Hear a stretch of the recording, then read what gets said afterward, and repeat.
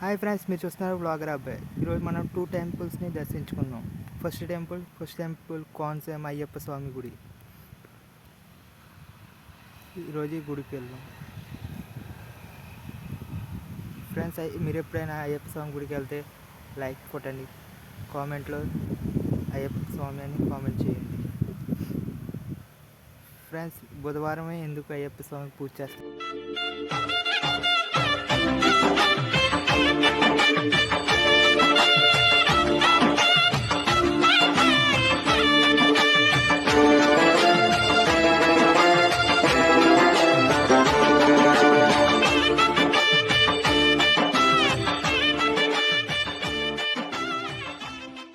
మన second temple Amalapuram దగ్గరలో ఉన్న శ్రీ వెంకటేశ్వర స్వామి టెంపుల్. ఇది ఎర్రవంతుని దగ్గరలో ఉంది.